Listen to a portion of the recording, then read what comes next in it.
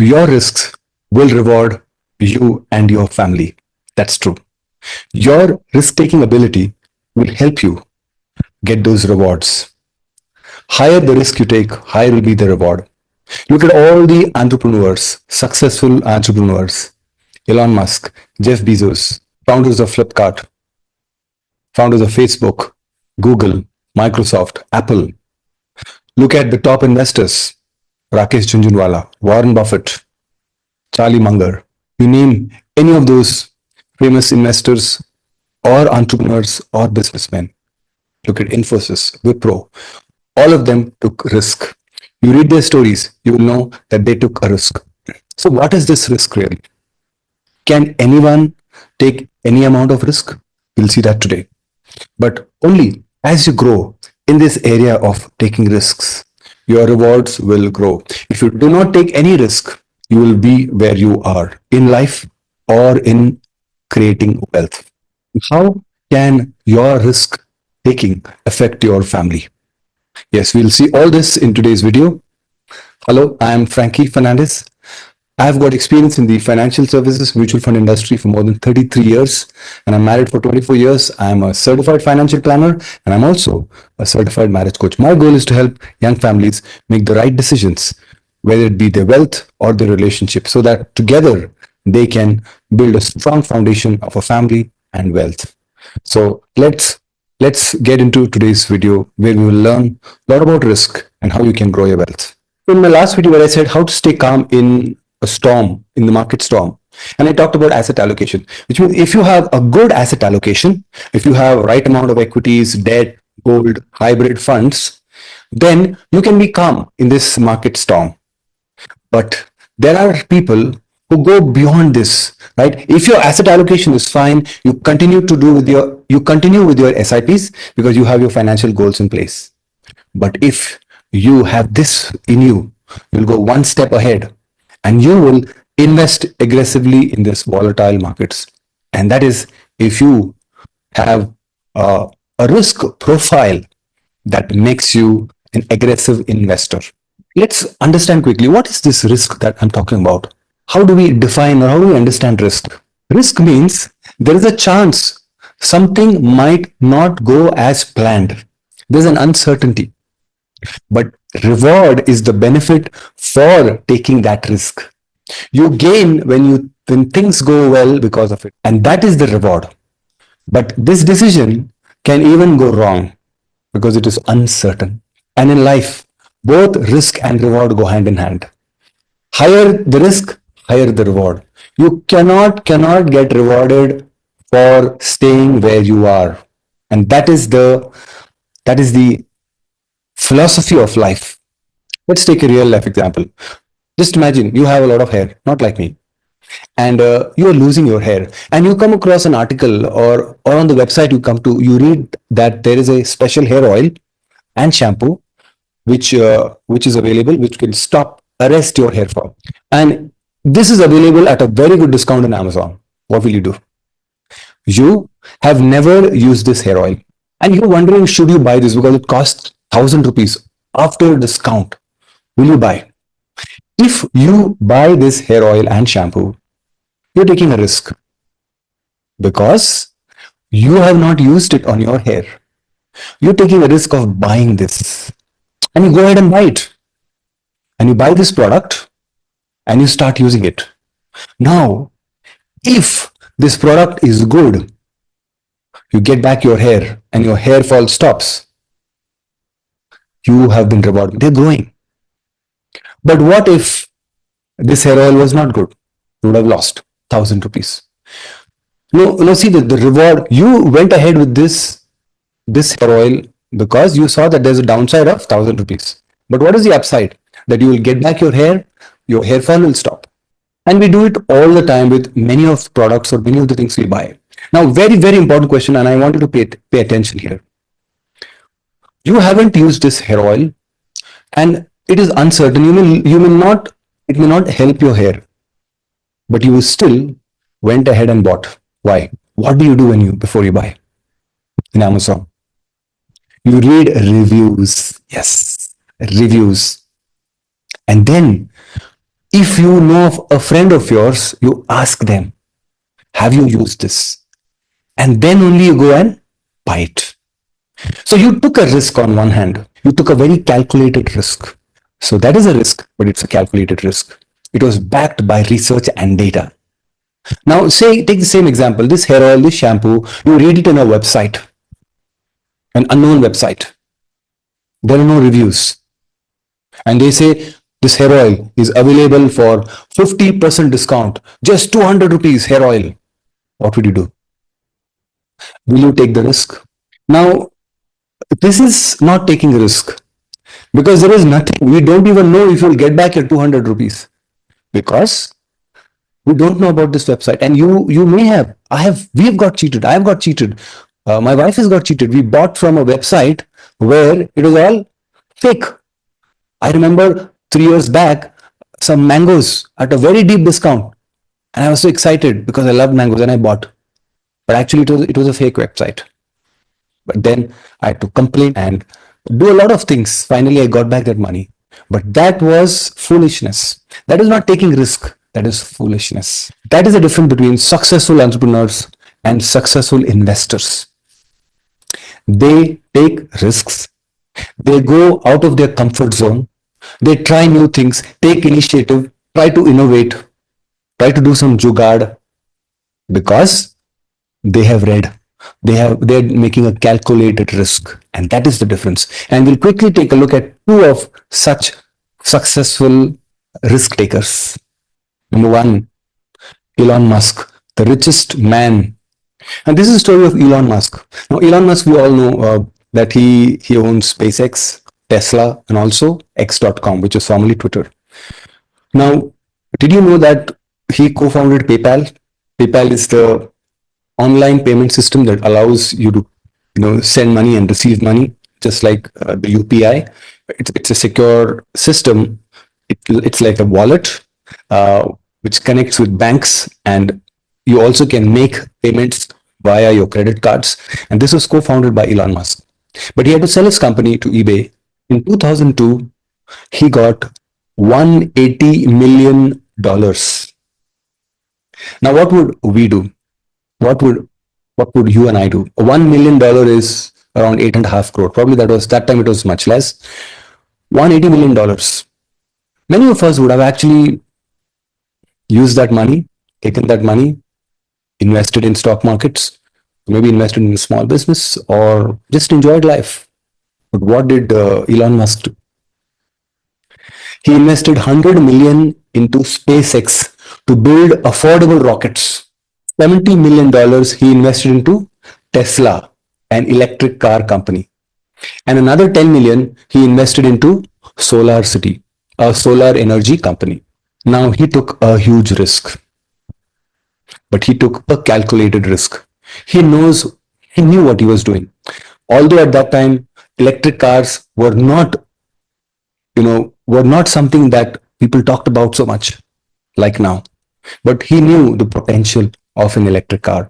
SpaceX, people laughed at him that he was building rockets as a startup. He realized that times were changing. There were trends which made him realize that going to space and space exploration will become common, and you need cheaper rockets. He also got the trend of climate change, EVs, right? So it was not a blind, foolish decision he took. He invested all his money into these. In fact, he did not have money even to pay rent. He borrowed money to pay rent. Today, the market capitalization of Tesla is around $800 billion, where he'd invested 70 million. And SpaceX, where he'd invested 100 million, is around $350 billion. That is the reward for taking that calculated risk. Let's look at another example. I'm sure you heard about Rakesh Jhunjhunwala, the bull investor of India. What's his story? His story began with rupees 5,000 rupees, which he had borrowed from his brother, 1985. He started investing in stocks. He learned about stock market from his father, and he started taking early bets. And one of his biggest bet was Titan, where he earned millions of dollars.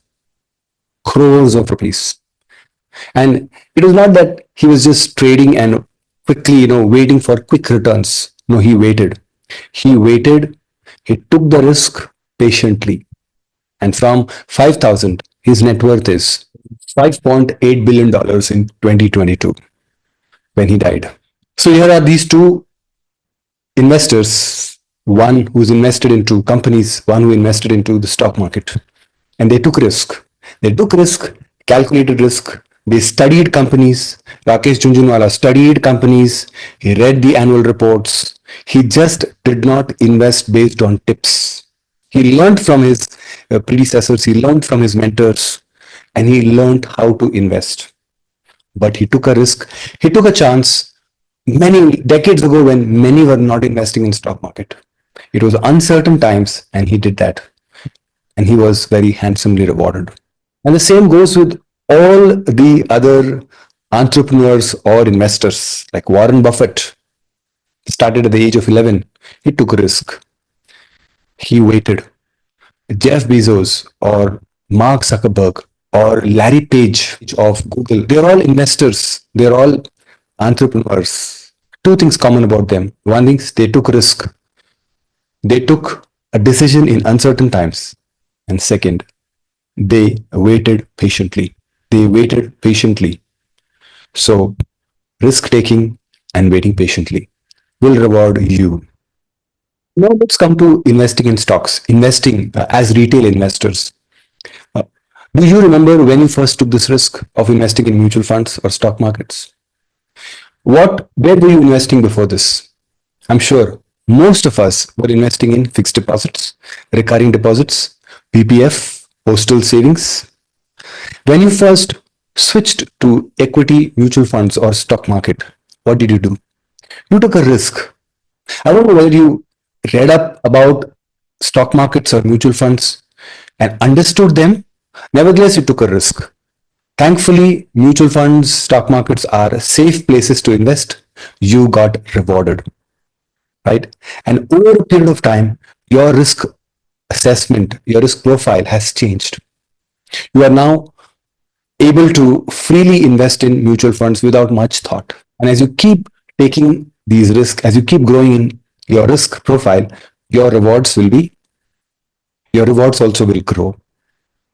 But there's also another set of people who take risks.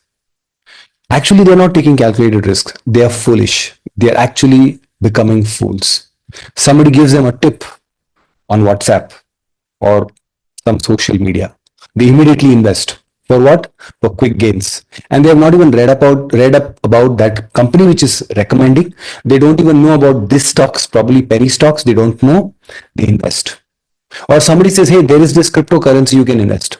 Now, what is the motive there? Make quick money. And second is they do not read up about these companies. They do not read up about cryptocurrencies. They invest. This is not taking risk. This is not calculated risk. This is foolishness.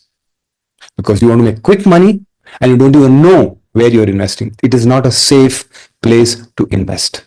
Risk is when you understand the downside, which means if you invest, what you can lose. But the problem with those foolish investors is they only think of rewards, quick rewards. They don't see what is the downside. So a person who takes calculated risk understands the downside, and they research and grow their knowledge before they invest. But another question that comes up, can anyone take any amount of risk even after knowing, even after having full knowledge? No. All of us have our unique risk profile. For example, in the recent market crash or even in 2020, there are three types of investors. There are one type of investors when the market crashed in 2020 or in the recent past. What they do? They stop investing or even withdraw their investments. They're afraid. They're called the conservative risk profile. But then on the other hand, there are investors. What they do? They continue their investments. They believe that I won't worry. I'll continue my SIPs. I'll continue my investments. I will not make any changes. That's called the moderate risk profile. But then there are those who aggressively invest when the markets are down, whether it is 2020, 2008, or even the recent 6 months ago, the crash. They're called the aggressive, their risk profile is aggressive. Now, you tell me, who got rewarded maximum for investing in the 2020 crash?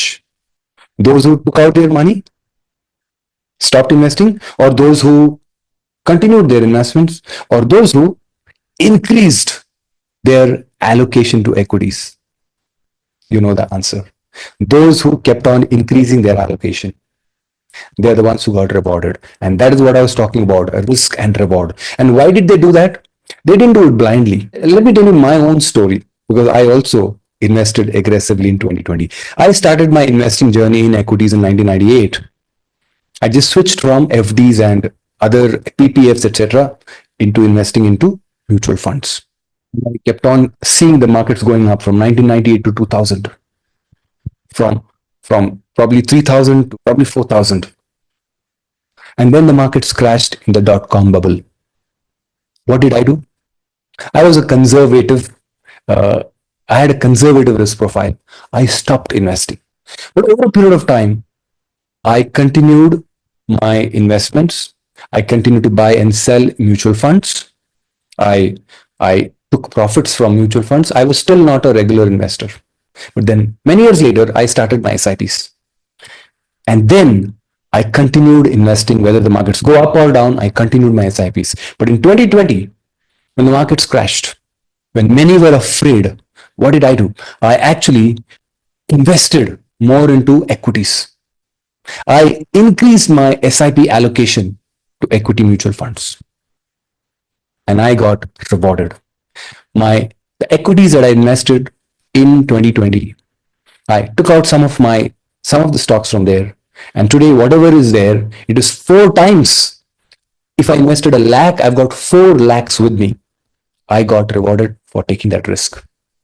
And my equities, what I continue to invest and increase my allocation, I have around 16 to 18% IRR on all my mutual funds. Even in the recent past, in the last 6 months, I continued to invest.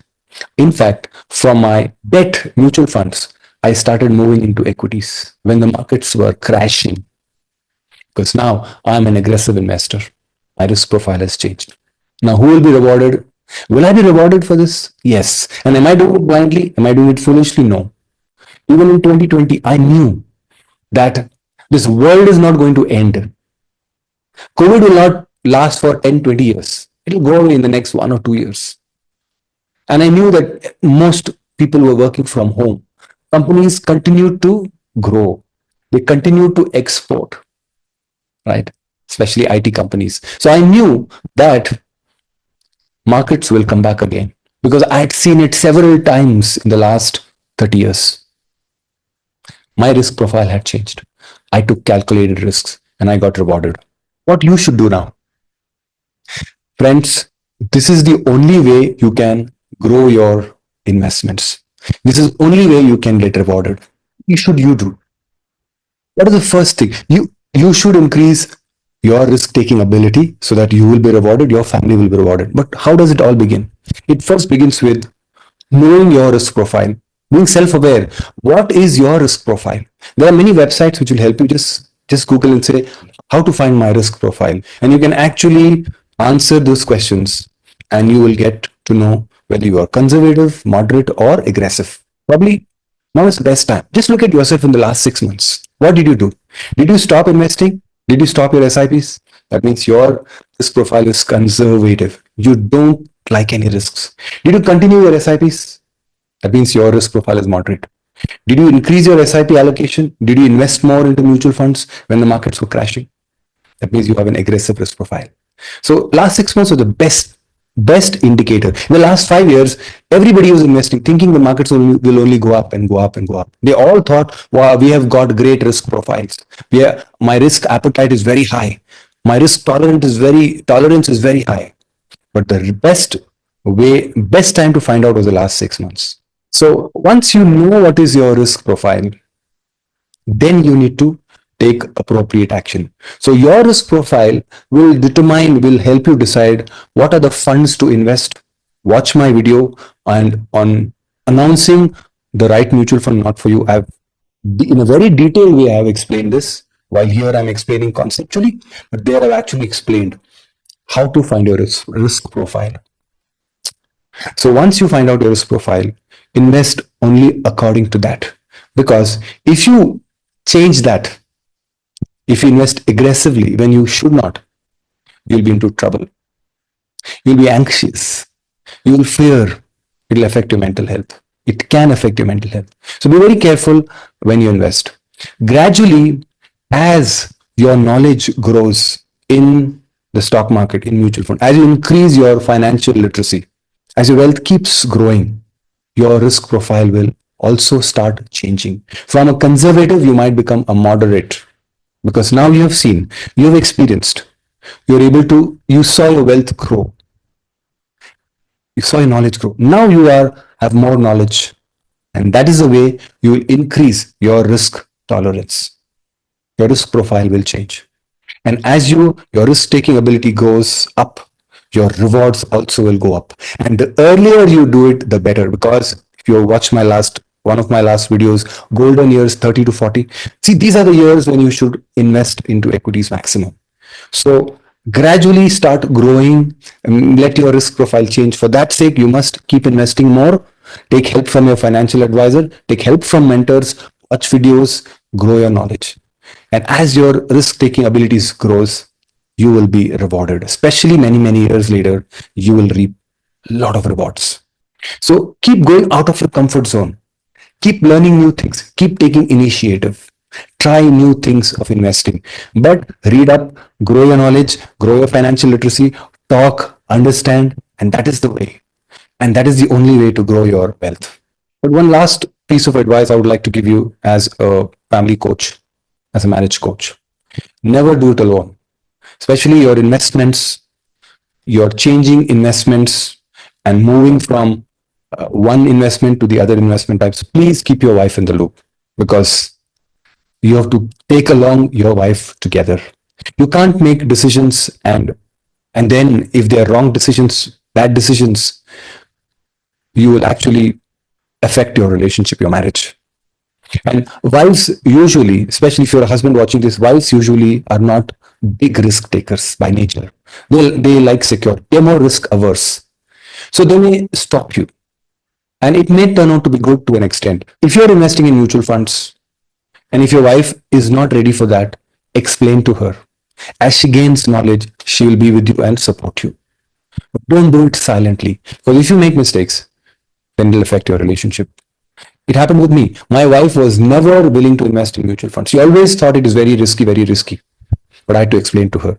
And because I knew, I explained to her, I helped her understand the value, the importance of mutual funds. I convinced her, and she was convinced. Today, she's a proponent of mutual funds because she's seen the ups and downs and she's seen our money grow. So you must take your wife along to build your relationship, right? So what did we learn today? What did you learn today? Let me know in the comment box. Which part of this topic, this video you liked, where you learned something new. I'm sure you've heard about risk and rewards, but what did you learn today? If you like this video, please give me a thumbs up. If you didn't like, please give me a thumbs down and tell me why you didn't like. I hope this is my prayer and desire for you that you grow in this area of taking risks, calculated risks, because you will be rewarded. And getting reward, the only way is to take risks. All the best to you in your investing journey. All the best, and I'll see you soon.